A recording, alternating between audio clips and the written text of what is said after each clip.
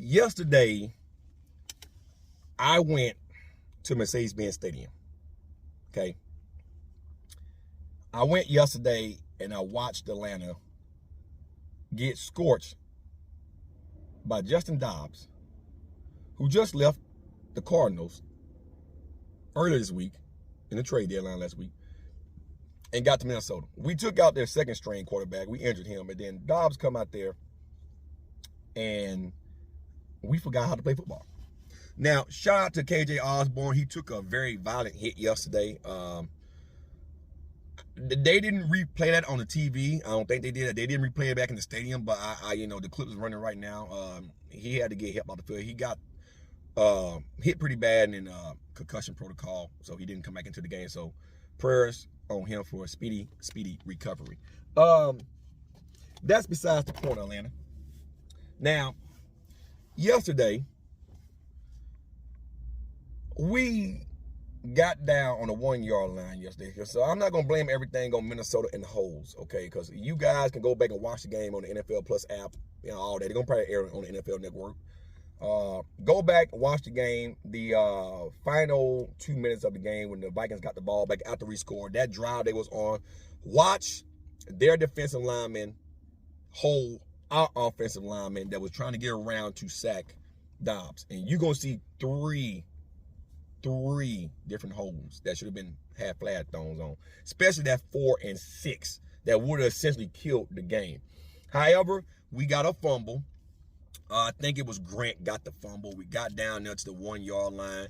If we get down there, guys, we can't even get in and score a fucking touchdown on that drive. All right, we couldn't get in. Why was that?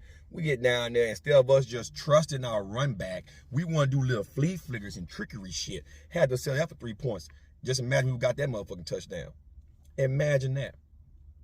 Then we get back into the red zone, and once again, we don't trust our run backs. What's the point of having a run back if you're not going to trust him? And I know you guys were trying to give Tyler Allgeier some chime. Listen, Tyler Allgeier is not a power runner. He's just not. He's a speed runner, and Tyler Allgeier to me played better in the slot. Just pass the ball forward, not laterally, or not behind you. He don't have the speed and explosiveness like, say, a B.J. Robinson or a Cordell Patterson. On that first and goal, CP would have been a perfect candidate to bust through that line. Get behind CP and push him over the fucking goddamn line. It's not that hard. That was a 4-down situation. I wouldn't have took no fucking field goal. Then we got a roughing the passer on a 4th and 16, which we were going for a field goal. I would have took the penalty, made it 4th and 1, and then got the 1 yard. Now you got a new set of downs. You're deeper in the end zone. You're trying to get touchdowns. Young Wei Koo, I think, had 5 field goals yesterday, and we had got a safety. Young Wei Koo been the main one putting all the points on the damn board the last 5 weeks. He should be MVP of the year for the Falcons. Bar fucking none. It's embarrassing. The Saints beat the Bears yesterday, beat a team that had a rookie quarterback. This is the second game in a row that we done gave third-string quarterbacks victories. Now, we all know that DeAndre Hopkins grabbed A.J. Terrell and spun him around last week up in Tennessee, which should have been offensive pass interference. We didn't get that flag, so DeAndre Hopkins got away with one. But yesterday was just embarrassing. The same shit happened in Washington. We get down in the 1 yard line, and you don't want to run the ball. You want to do this fucking Seattle Seahawks Super Bowl shit against the Patriots and try to throw the ball in the end zone. Run the ball. Run the ball. Trust your run backs. Isn't that what you've been trying to do, Arthur Smith? Making a run team? Run the ball in the end zone. That isn't the time to come with some stupid-ass play. We're not the goddamn Kansas City Chiefs. Any if it was the Kansas City Chiefs, if we're out there and we're like, say, 1st and goal on the 9, then I can see you doing a little pass or play. But on the 1 yard line, you fight. You run the fucking ball. Period. Bar none. So the Minnesota Vikings got away with one. They swept them down. They going to the goddamn playoffs. Listen, let me tell you, motherfucker, something. The Lions is going to win that division up north, and they're going to most likely go to the Super Bowl, in my opinion. I think the Lions and Jaguars, I can see those teams in the Super Bowl. I know the Patriots, not the Patriots, the Ravens playing good. And I know the Eagles is playing phenomenal football. They got lucky last night, Eagles, and I think the Eagles finna go on a loser streak. They got the fucking Kansas City Chiefs, the fucking Bills, and then the Niners, and then Dallas again, and then Seattle. I think that could be a what if game, but I can see y'all dropping 3 games in the next 3 Eagles, and I see Dallas winning the next 3. They got the Giants, the Panthers, and the fucking Commanders. Then back to y'all. I see the Cowboys winning 3 of those 4 games. So, and then after that, the Cowboys going on a tough little run, but y'all, the Eagles, it might be a problem.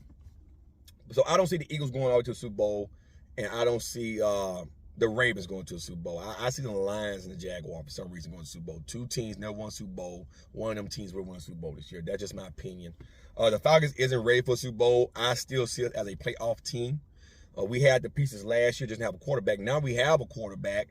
Taylor Heineke played very well yesterday. He had an interception, but okay. But he did pretty good on the ground yesterday. He was overthrown a couple of receivers, but that's Taylor Heineke. You got to come to expect that. But with all that being said, we got to go play Kyler Murray next week because I'm pretty sure he's going to start in Arizona. Now, the Arizona Cardinals are pretty much banged up. But Kyler Murray is a legitimate threat. The Saints got to play the Vikings, and I hate to say this. I need the Vikings to win. I think New Orleans go to Minnesota. But if Minnesota lose and the Saints win, they jump up to 6-4. We win and be 5-5. Then that game in 3 weeks, when the Saints come to Atlanta, there'll be a game to battle for first place again. And then if we beat the Saints, they'll drop to 6-5. We'll be, if we can win next Sunday, 6-5. So we'll still be tied for first, but we'll have 3 division wins, and that's what we need. Because if it comes down to a tiebreaker at the end of the season, the wins within the division is going to matter. So let the Saints have. They on top. Remember, we was on top like 3 weeks, and the Bucs took it. Then we took it back for 2 weeks. Now the Saints got it. So everybody besides the Panthers is battling. The Bucs lost to the Texans. Shout out to C.J. Stroud and the Texans. Thank God.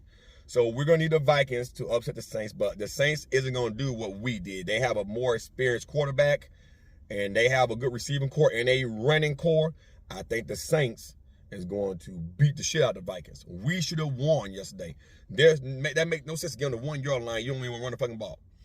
If we would have beat Washington 2 weeks ago, but 3 weeks ago, and then won that game, Atlanta would be sitting nice at fucking, they'll be sitting nice at 7-2. Give or take, 7-2. Well, not 7-2. Yeah, 7-2. Yeah, or 6-2. No, 7-2. Because we lost.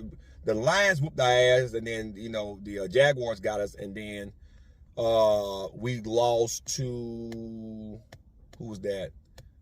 Washington, and then we just lost to the Vikings. I'm missing the game in there. We lost to who else? I'm missing one more game. We lost to Jacksonville, the Titans. If we would have beat Washington and the Vikings yesterday, Atlanta would be sitting nice at 6-3. The Titans stole 1 too, but I mean that rookie quarterback was just tearing our secondary up. So my advice to Atlanta is you start getting in the end zone.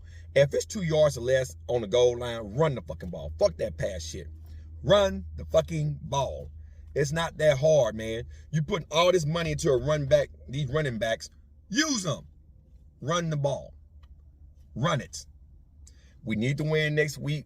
Go on a bye, come out fresh. I'm pretty sure after the bye, they're probably going to start Desmond Ridder again, and then, against the Saints. And here's my advice to Desmond Ridder. You got it in the first quarter, you start fucking up. Archie Smith need to pull your ass, and then you just need to set up the rest of the season. Let Taylor Heineke play. Taylor Heineke start fucking up.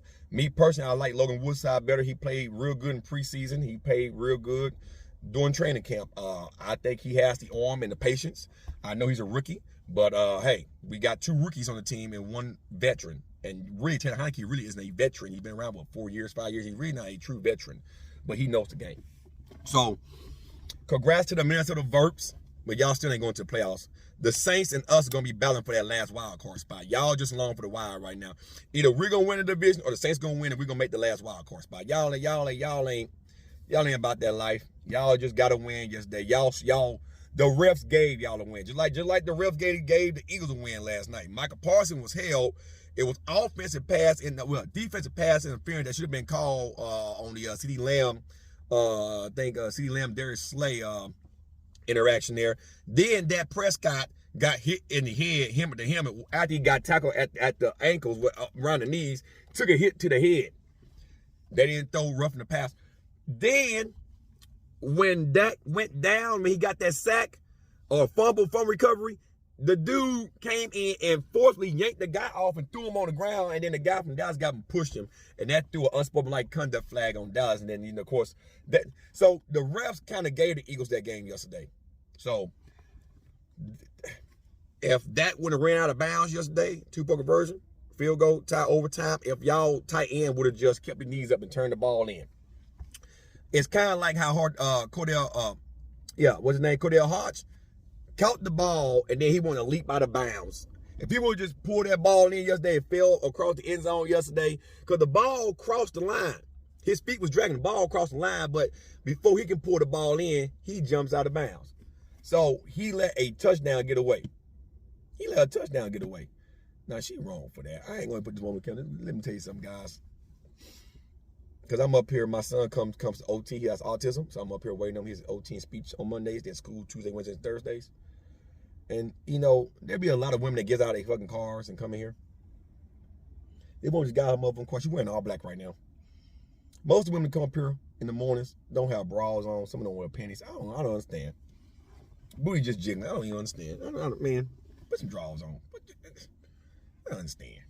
I want to get plowed. I don't even understand. It's entertaining to watch, but I don't understand. But anyway, that's my consensus on the Falcons. Pull it together next week. We gotta tighten up. Listen, we're nearing the end. We got. Let me see. That was the 9th game. We got 8 games left. We can afford to lose 4 of those games. We need to win. We need to win 5 out of the next 8. Okay, really 6 out of the next 8 games.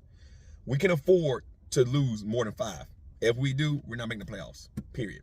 Because I don't see the Saints losing 5 more fucking games. I see them lose at least 3 more. So we gonna have to fight. That's all I got, guys. Enjoy the rest of the day. I'm out, guys. Peace.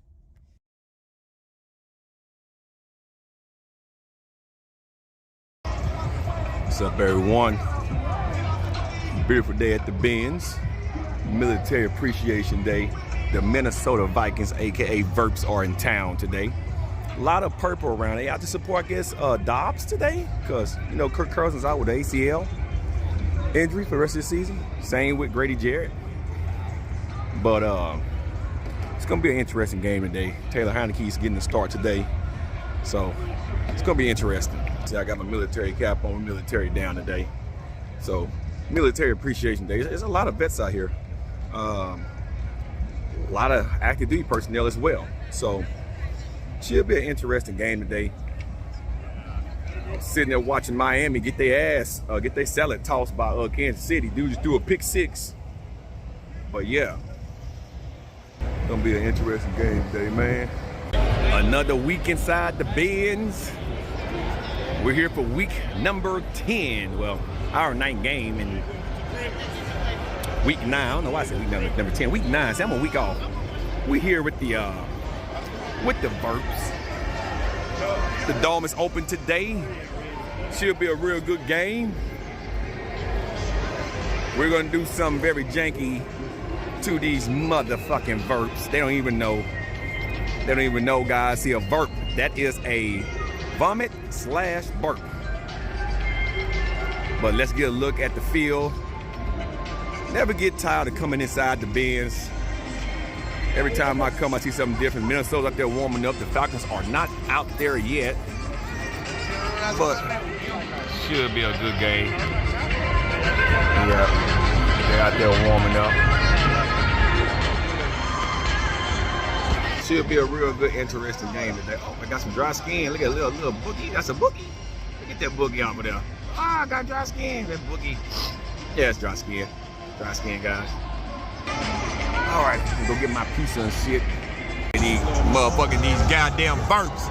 If y'all know what a burp is, it's a burp and vomit. At the same time, I call them Minnesota burps. But that's what they look like, some burps. Gonna be a goddamn interesting game right now. I do like that new military fatigue. They doing throwbacks. I'm gonna buy me some of the game over with. They goddamn burps down there. Vomit and burp at the same time. That's what they is. Burps. We got about 30 minutes for the game. Stadium still filling in. I see a lot of purple up there though. They ain't no Prince. Even though Prince from Minnesota, Minneapolis, that's where they based out of. They ain't no Prince. It's off the field. Them burps. Them burps. Them vomiting and burp. Them burps out the fucking field. Yeah. Stop, got something to say. That's all I got to say. Let's go.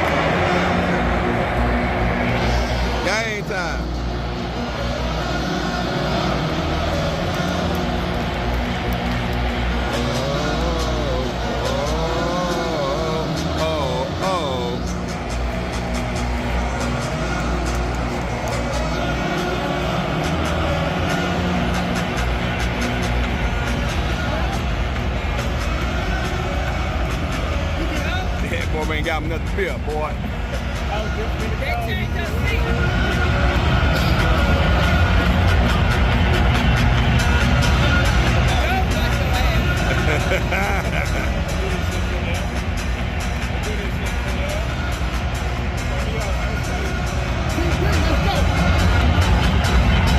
Alright. Got another burp down, burp down. We need some Pepto-Bismol stat. Burp down! Get him out the field! Get him out!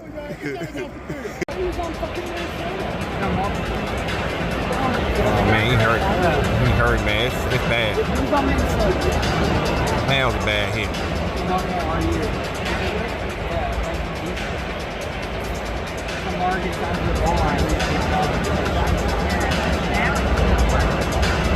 Oh man.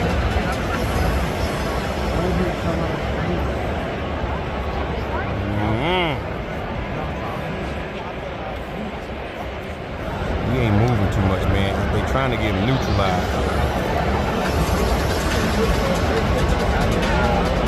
Yeah, I'm looking at the camera. They're trying to get him neutralized.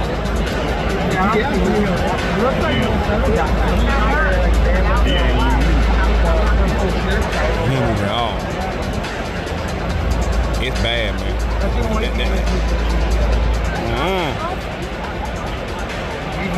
He hurt for real. This ain't no laughing matter. The whole team come out there, man. Oh man. Yeah, they finna. Oh man. He all right. Oh wow. 600 goddamn recruits. More than 150 soldiers will be re-enlisted in the U.S. Army. These soldiers have volunteered to continue serving, pursuing their passions, making a difference, and reaching their full potential. The oath of enlistment will be administered by General Randy George. General George serves as the 41st Army Chief of Staff, the highest ranking officer in the Department of the Army. Good afternoon, everybody. I want to start off by thanking Mr. Arthur Bland, the entire Atlanta Falcons organization for all that they do to support the military, but especially today for our call to service. We've got close to 800 military members getting ready to take the oath of enlistment or re-enlistment. We are honored to have you here with us today.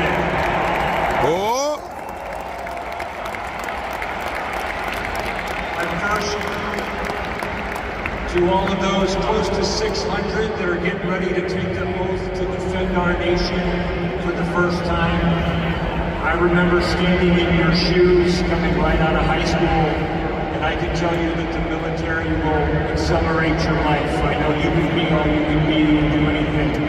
And for all of those who are re-enlisting and staying on our team, we are grateful. And most of us stay because of the sense of purpose that we have and the great teammates. But we're honored that you're going to be in our ranks. Okay, everyone, please raise your right hand and repeat after me. I state your name.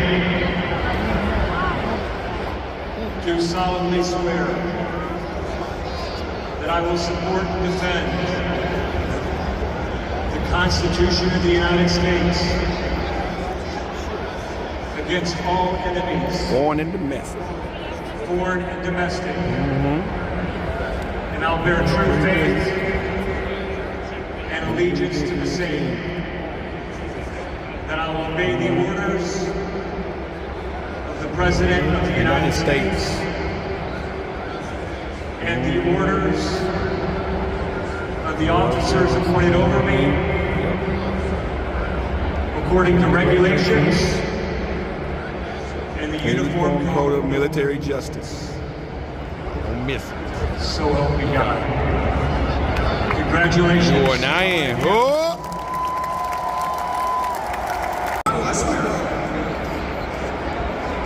Some brag guys.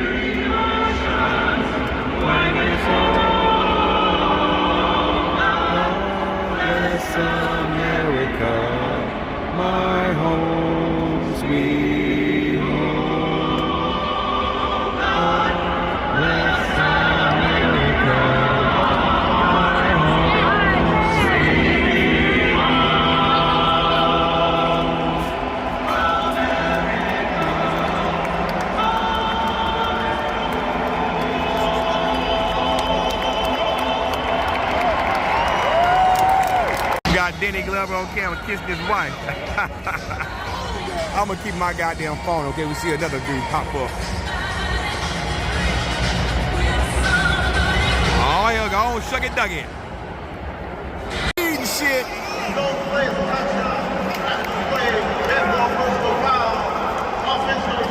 What? Man, you always talking about personal fouls and shit. Touchdown stand. Man, touchdown stand, man. You always talking about personal fouls and shit. Personal foul, these nuts in your face, man. Always talking about personal fouls and shit. You be man, nigga, you black. This Atlanta, you black. Nigga, stop snitching, motherfucker. Snitching this shit.